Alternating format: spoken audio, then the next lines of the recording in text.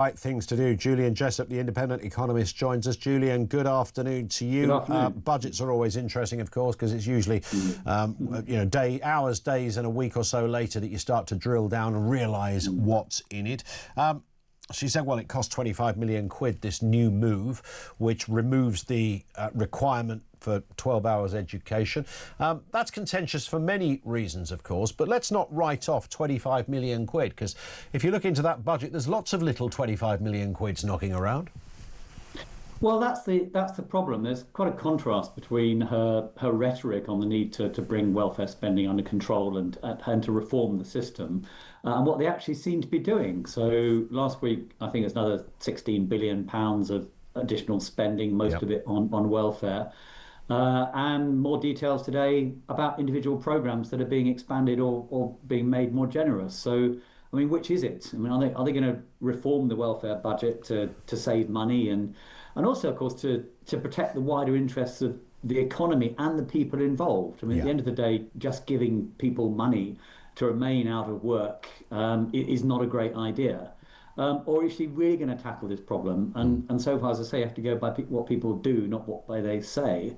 And all the signs so far have been in the wrong direction. And also with, it's a delicate issue when you talk about disabilities, because nobody, in fact, I don't know a single taxpayer that I've ever met, certainly, that begrudges spending money on people who are in need. That's the whole point of our system, and we protect the system. There's nothing wrong with that. But that doesn't mean to say we don't keep it in check. And having a disability is one thing, claiming anxiety is quite another. And that's the concern with something like this, is that you might find yourself in that bracket where 12 hours of education actually is quite good for your anxiety, but this new policy suggests you won't need to even do that. You can still get whatever payment it happens to be.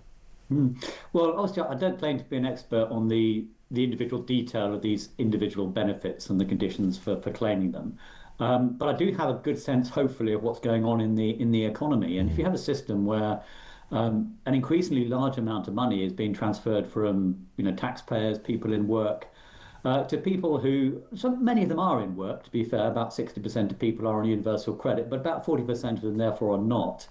You have a system that is discouraging work, it's discouraging enterprise, it's quite discouraging in all sorts of ways that the benefit bill seems to be rising all the time. What you ultimately need, I think, is a combination, obviously, of a health and social care system that works better, but also economic growth. Something that provides opportunities for people to go into meaningful work, to have jobs that are productive and do pay, rather than the government just constantly intervening, mandating higher pay when there aren't productivity gains to pay for it. And of course, a lot of what the government has done, including last week, is actually making it harder, particularly for vulnerable younger people, to get into work. So the big increases in the cost of employing a young person, the employment rights bill that is going to penalise job seekers who don't have a long track record of employment. All of this is heading in the wrong direction. Yeah, spot on.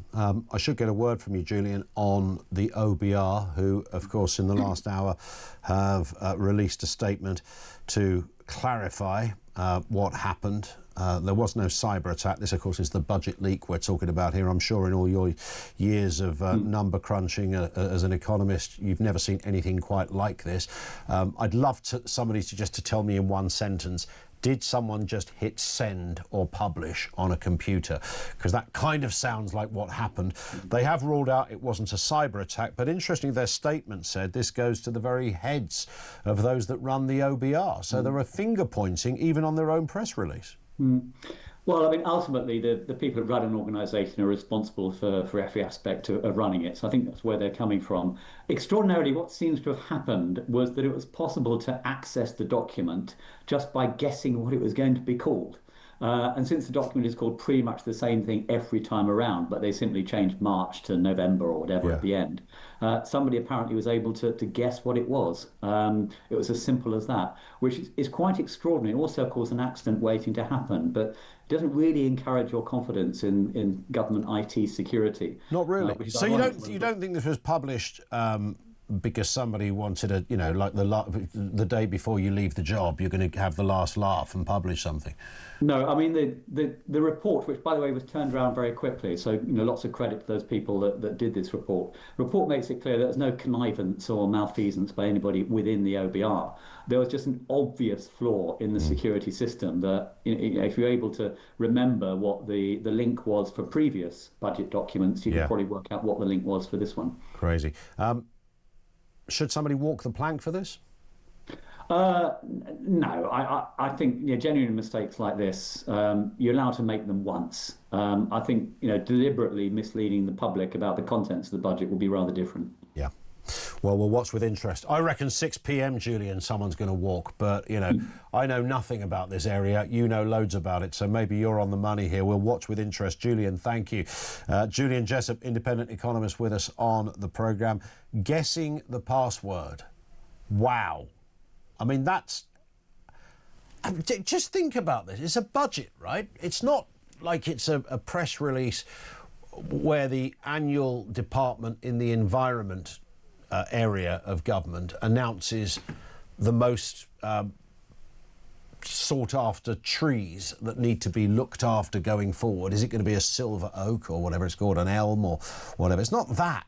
This is the budget. I mean, the implications of being able to guess the budget. And does that mean that somebody the night before could have accessed it and guessed the password? You do wonder, because that could have been really tumultuous.